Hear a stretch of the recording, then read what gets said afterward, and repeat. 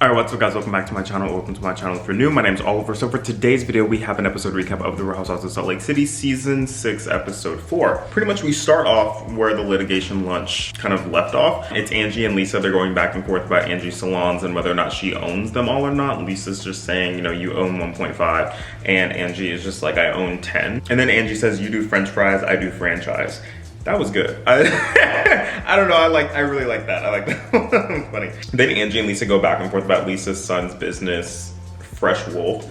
And Angie says, like, you know, it's a C-level business. Like, why are you not promoting that? And why are you promoting Kerastase instead? Like, that's what Angie was saying. Heather steps in and is like, Lisa, stop going low. And Angie, stop going lower. And she gives a monologue analyzing them and what they do, basically. Heather says that Lisa is not vulnerable. And Lisa tries to prove that she is. And then she starts crying. Then Angie apologizes and Lisa accepts it. And then he's like, Heather, I'm your biggest champion. And then Bronwyn says she doesn't take any pride in talking about Lisa's lawsuits. And then they all toast at the end of the lunch. That's pretty much it. Okay, moving on. So the next scene, it's pretty much like, you guys know how they always do the thing where, you know, you're trying to catch up. So it's like a quick little 10-second snippet of, you know, what this person's doing. Then a quick little 10-second snippet of what this person's doing. Well, basically, it was Meredith doing something in her store. Seth was there and so was Chloe. And then Mary and Heather have lunch. And Mary says something about how she can't drink tequila because it kind of has like a hospital taste. Oh gosh. That was funny. Then also Whitney is installing a strip pole in her house because they have one in her previous house, so they're doing it again. Anyways, so then I have that Bronwyn and Lisa have a sit down at Premier Lounge. And I say it's a very long conversation, but basically Lisa apologizes and says sorry for saying things that she didn't know was a big deal. Bronwyn says that she doesn't think that it was Lisa's intention to say things like that. Basically at the reunion, I forgot what specifically it was, but it was a big deal. And then they call a truce. Then they say their husbands are off limits and so are their kids. So yeah. Okay, moving on, it is a scene with Mary and her cousin, and they go to her church because they're reopening her church, and he was helping her to renovate the church, essentially. Mary was also talking about her mom and how difficult it was, or excuse me, how difficult it has been, especially because her mom has spread a bunch of rumors about her and the church. She's like, oh, I need to dig into my purse and look for a Kleenex, and she pulls out a Louis Vuitton mask. I just love Mary Cosby. She's just always been one of my favorites. I following this, it's Heather and she comes into Angie's salon to get a perm from Angie. So while Angie's doing her hair, she tells Heather that Lisa's assistant came by to pick up the Fresh Wolf products, like unexpectedly, right?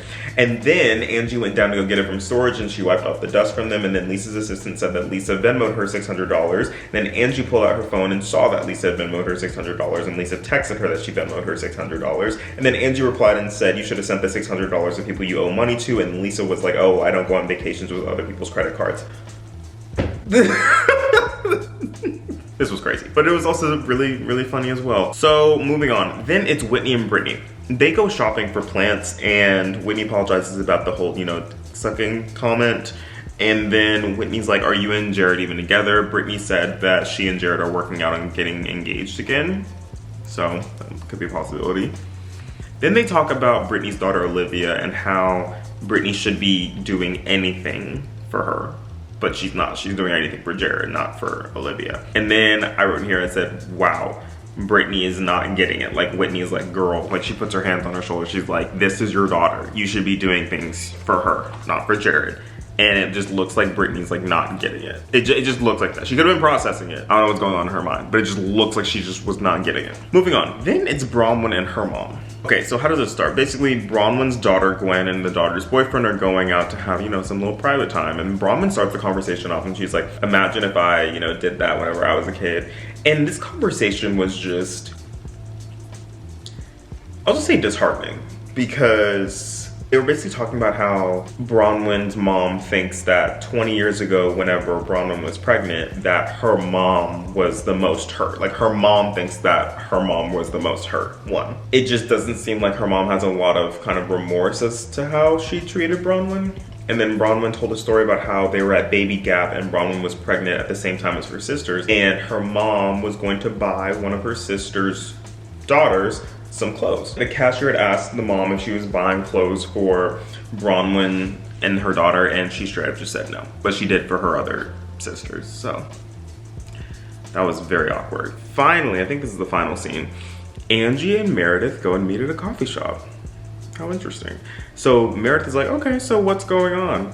And Angie tells Meredith about the Fresh Wolf stuff, and then Meredith tells Angie to give her grace. And then right after Meredith told Angie to give her grace, Angie told Meredith that they weren't getting along.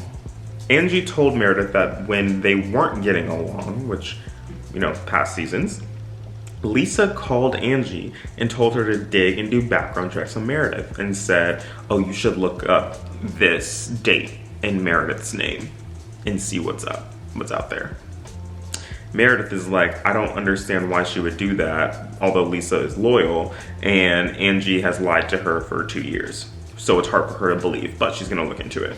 And Meredith is like, you know, I have to talk with Lisa about this. And then Angie's like, yes, and I'm fine with that because she said that to me word for word.